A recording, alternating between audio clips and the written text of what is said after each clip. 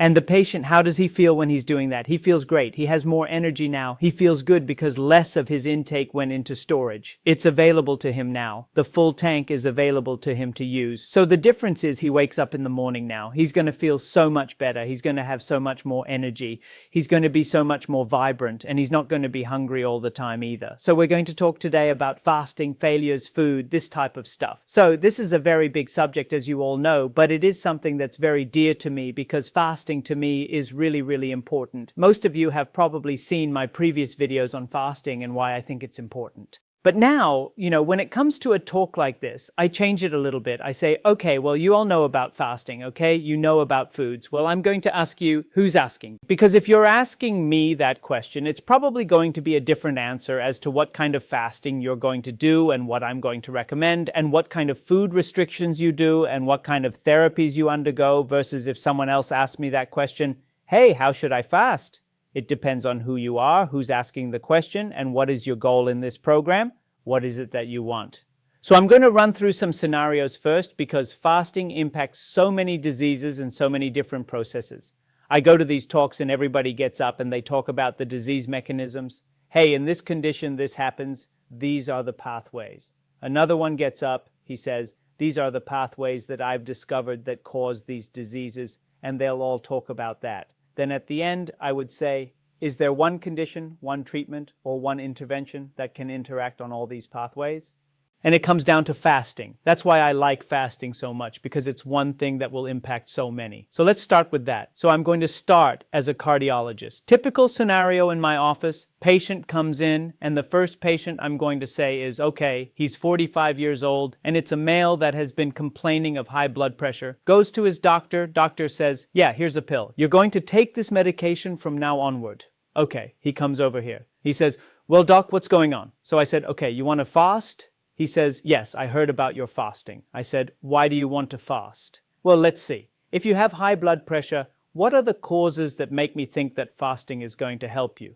Number one is going to be insulin resistance. If you have insulin resistance, insulin, when it's very high, causes nitric oxide depletion. So nitric oxide is a vasodilator. So you get vasoconstriction instead. So you're going to get high blood pressure. So the first thing I want to do is, what's your insulin level in order to gauge that? He may be obese or he may not be obese. He may be what is called a TOFI, thin on the outside, fat on the inside, really fat, nice and thin. Maybe he's got a little bit of a stomach. Does this patient have insulin? Is he obese or not? Does he have TOFI or not? So how am I going to check for that? So I'm going to check his hemoglobin A1C, and even if it's not elevated, if it is greater than 5.4 but less than 6.4, this patient has insulin resistance. Then I'm going to measure his Kraft test. It's going to tell me whether his insulin levels are shooting up or not after food. Then I'm going to measure his waist size and see whether he's got some obesity there. I'm going to get a liver ultrasound. That's going to tell me whether this guy's got a fatty liver or not. So if he checks on any of these, I say to him, you need to fast because you need to restore insulin sensitivity. So he may not be terribly overweight. He may be a TOFI. It doesn't matter. The fact is he needs his insulin levels to come down. And the only way to bring insulin levels down, the most effective way, is to stop eating and causing your insulin to stay up all the time like that. Because before it even gets a chance to come down,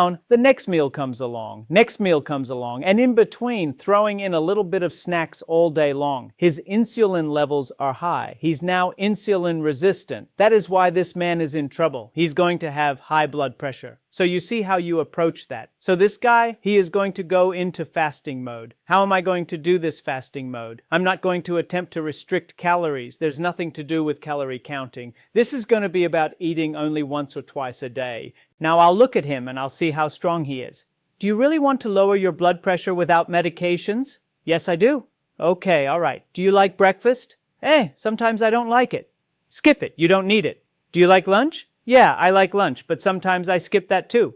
Then skip it. So you see, it depends on the person. So then I'll tell him, skip your lunch, skip your breakfast, and just have a dinner. Just one dinner. Actually, you won't get a spike like that. He'll actually get very little insulin. Why? Because all day his insulin levels have been so low that when he did eat that meal in the evening, he's going to make very little insulin because he's sensitive. And because he made very little insulin, what's going to happen? Insulin, what does insulin do? It gives you a fatty liver. So immediately, because his insulin levels are so low, he's going to stop putting on fat here. All this is going to start going down. It's fat around the pancreas. All the visceral fat is going to start going out. So he'll start losing all this. He'll also, by the way, lose weight on his tongue. The tongue is mostly fat. That's why it can wobble around so much. Yeah. So you lose a lot of weight in your tongue. The first 20 to 30 pounds you lose, it's this disproportional weight loss on their tongue. That's why sleep apnea gets better, snoring gets better. People immediately say, oh my God, I'm sleeping so much better, I'm not snoring so much. And by the way, snoring can also cause high blood pressure. Well, not snoring itself, but sleep apnea causes high blood pressure too. So you're going to be able to fix his insulin resistance and his snoring at night, and his blood pressure is going to come down just by doing this one thing alone. So it depends who's asking. So when he does this, less of his calories are going to go into storage. So wait a second, how can that be? Less go into storage? So where do the calories go? You burn them, your metabolic rate goes up. The brown fat cells, they spin and they burn fat, they burn calories, your brown fat increases. And the patient, how does he feel when he's doing that? He feels great. He has more energy now, he feels good because less of his intake went into storage. It's available to him now. The full tank is available to him to use instead of half his tank being stored away, and he doesn't.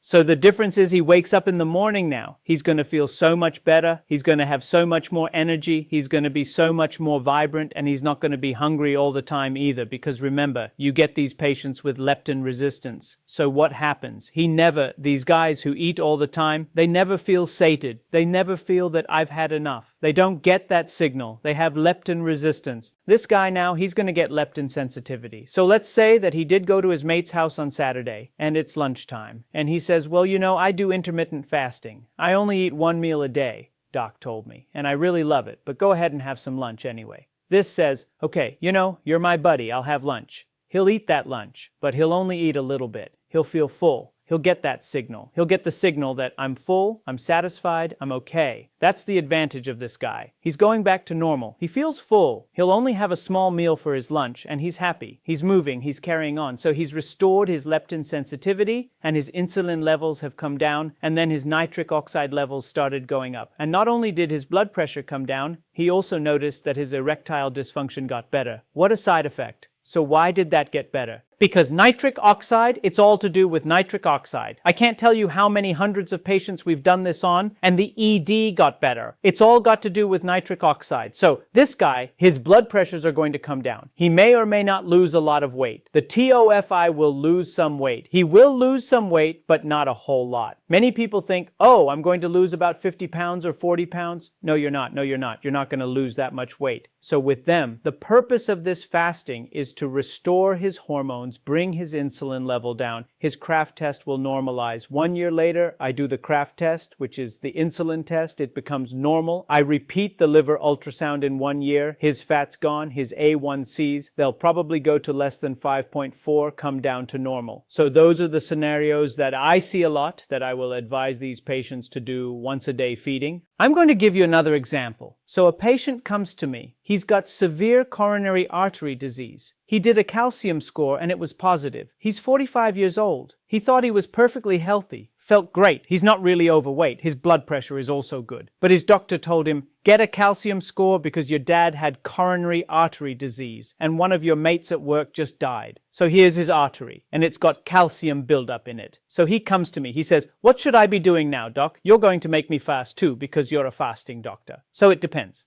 Let me see what's going on with you. So why does he have this calcium? So obviously I'll do my metabolic testing because I'm all about insulin, and his insulin comes back normal. It's fine. Insulin, great. A 1C normal. He's got coronary calcium. So then I do an ultrasound of his liver and he's got a fatty liver. So I say, wait a second, why would you have a fatty liver? So I'm going to tell you why he's got a fatty liver. One reason is always insulin, right? But his insulin was fine, so that's not the problem. Another one is alcohol. He tells me he's not drinking. He doesn't drink alcohol. Gosh, do you take protein shakes because you just want to be right? So he says, no, I don't take protein shakes. Because branch chain amino acids, if you take too much of those, you'll cause a fatty liver. He doesn't have that. What's causing your fatty liver? Well, hepatitis infections. He doesn't have any. I do a hepatitis panel on him. Everything's negative. Why do you have a fatty liver? Why would you have a fatty liver then? Well, what drains into the fat depot is the portal vein. What's the portal vein? The portal vein is after all the nutrients from the intestines. This is your sewage canal. We all have a sewage canal. So sometimes you know about all the nutrients that come in into the portal vein. And the next place for processing is the liver. So the first place for processing of anything that comes into your body, the border control is your Peyer's patches, which are in the wall of your intestine. These are gastrointestinal. Your body's immune system, lymphoid system, right in the walls, and they are very, very important. So when you eat something, it gets in here, it gets mixed with the enzymes. And by the way, you only have about 18 enzymes, and they digest that food, break it down into pieces. And then what are all these dots over here? These are food particles, okay? But there's something else in your gut, and they are these little red dots inside your gut, and those are 100 trillion bacteria. So now this food comes along over here. The bacteria is in here, and the lymphoid system processes everything, keeps everything in check. Here, there's a nice layer of mucin, a thick layer of mucin that separates the sewage canal from your bloodstream.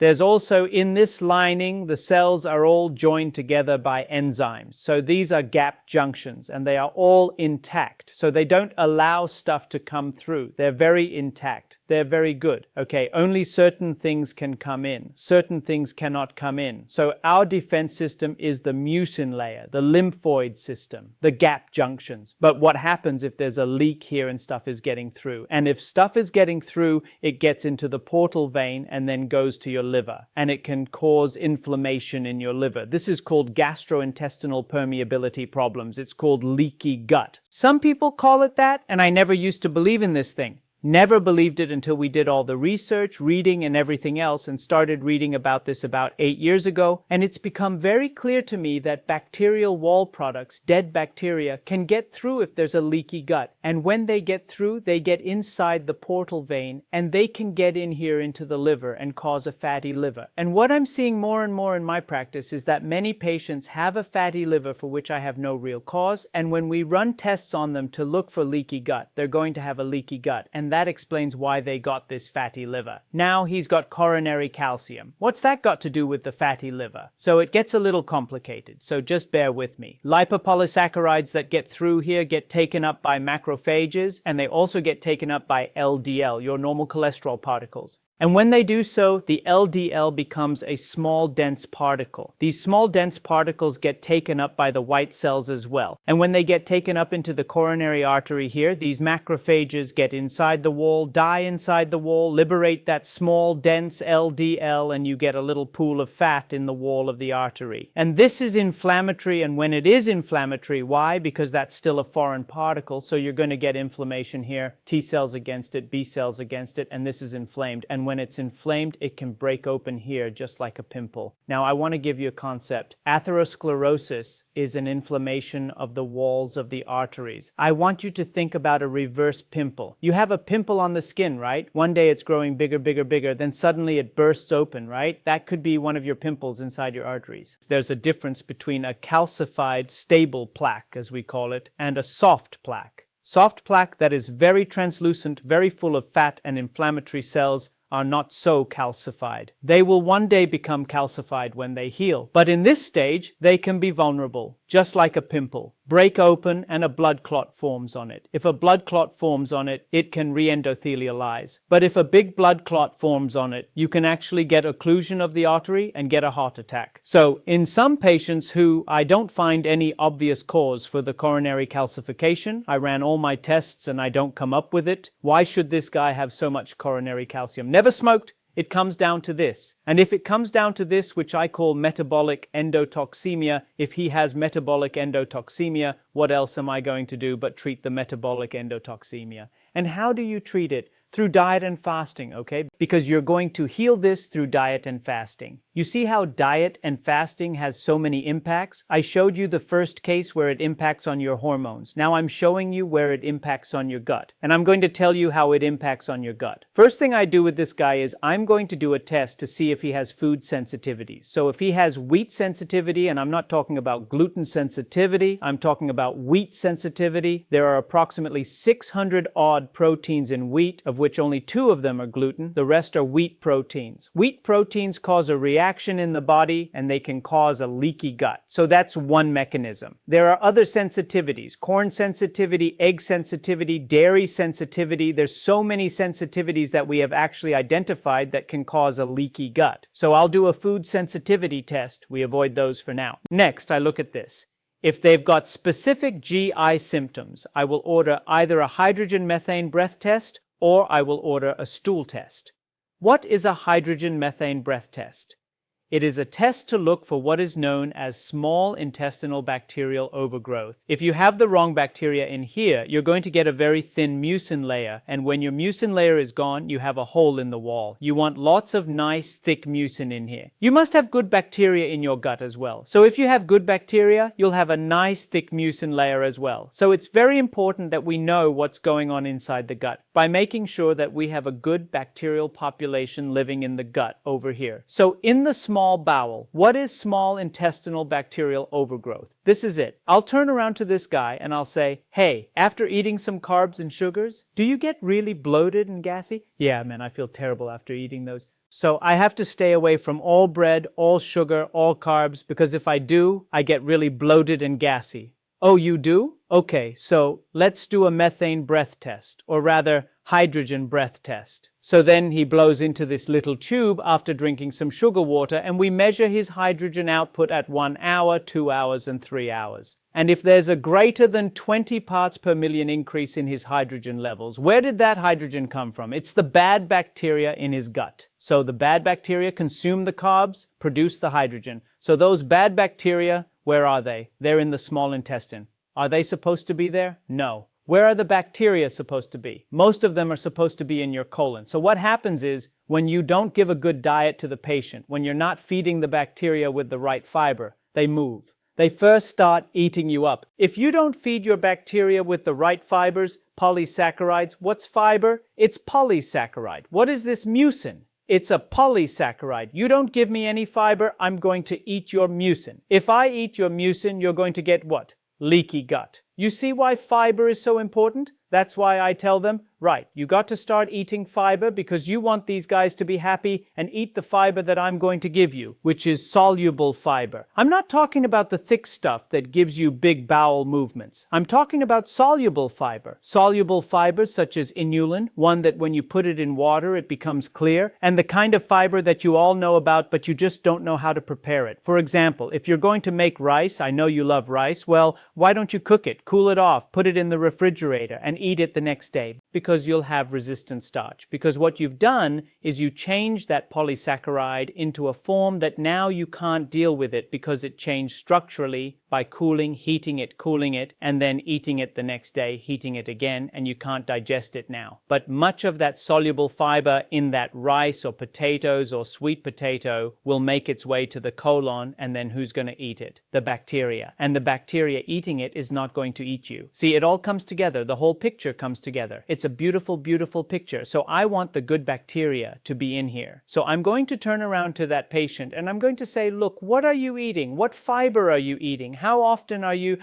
Now, why is it important for fasting? How am I going to fix this guy through fasting? Because when you fast and you stop eating all those bad foods, the bacteria population changes. So the SIBO will change because remember, the hydrogen is produced by the bacteria that moved because you didn't have them in the right place. Once you treat the SIBO, and this is treatable, it's a treatable condition, you get rid of that small intestinal bacterial overgrowth. Now the patient says, I feel so much better. And it's simple things. I give them herbs and I give them special type of, basically it's herbs and essential oils, and I'll also give them some probiotics to take, and I'll give them prebiotics, which is a good fiber afterwards. But there's a whole protocol that we have to treat small intestinal bacterial overgrowth. The fasting becomes part of this program because when you fast for more than 8 to 10 hours, the bad boys die because the bad boys all need sugar. The good boys survive. Their keystone species survive. So fasting is an integral part of the treatment of bacterial overgrowth as well, and you want to restore the population of bacteria in your gut to the right diversity. Fasting is an integral part of it. You must fast to restore that. Plus, when you don't eat and you stop putting things down there all the time, your gut gets a chance to heal. So if you have a leaky gut, the gap junctions will get better. The energy that you're giving to your intestines will also get better, because this is a very energy-consuming process to repair your gut, because your gut lining changes over in a matter of hours. It's biologically, metabolically, your intestinal lining is extremely active. So look here again, fasting fixes part of the problem. That's why I tell my patients, so this guy, I'm going to be telling him to get this test done. If his hydrogen test is positive, we're going to treat it. Go to a cardiologist and you get medicines for your stomach and for your intestine? Yeah.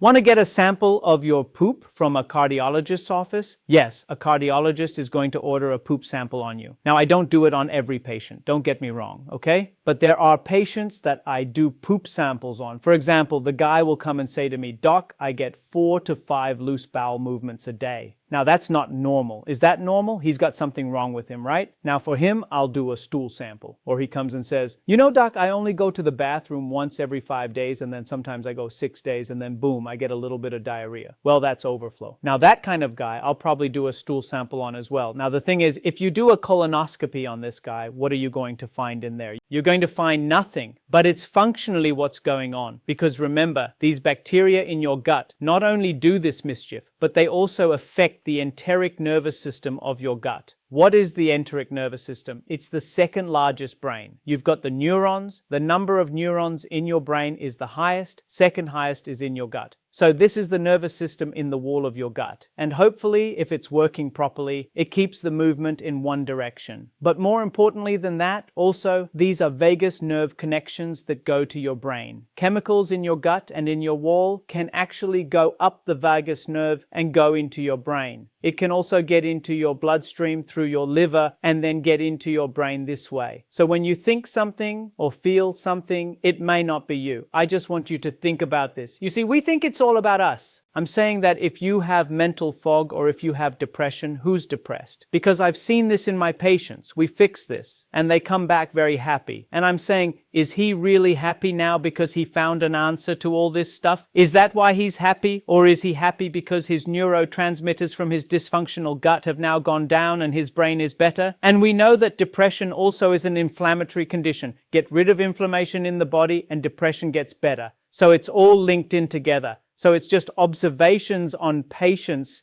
that tell you that there's something more going on here than simply fixing the gut. So treat SIBO, treat the diet, change what's going on, what you're putting into your gut, especially fiber. You want soluble fiber in your diet. Now, soluble fiber, besides feeding these boys here, it also does other things in the upper part with the hormones, like that first guy I told you about, right, who had insulin resistance. So how's he going to benefit from having more fiber in his diet? He's going to benefit because when he takes a teaspoon of inulin, or a quarter teaspoon of inulin, I should say, in a glass of water before his dinner, what happens is that it lines the duodenum with this very smooth layer so that that fiber is hiding the K cells behind the duodenum. So they're going to produce less hormones that are going to trigger that pancreas to produce a massive rise in insulin. You're masking it so that he's not going to get a big spike in his insulin. That's why you want to eat foods with fiber in it. That's why you want to change your diet. Food must contain fiber. Food must be natural. Food must be real food. Food must be masticated, not drank. Don't drink your food. You got to eat it. If you want the proof of it, then take your mixer and put some stuff into it, whatever you want, juice it, and then take it and put it in a saucer and look at it. Then I want you to take that same food and eat it, but don't swallow it and spit it out into the next saucer, and you look at the two. They're totally different. You're not supposed to drink your food. You're supposed to chew your food because it changes the consistency. You're not supposed to cut all the fiber into slithering so they become totally ineffective. Oh, I blend spinach. Lot of fiber in it. They just destroyed all the fiber by putting it through the machine, and there were no 11 outlets in the caves as far as I remember, so it's totally unnatural. Totally unnatural. So there you go.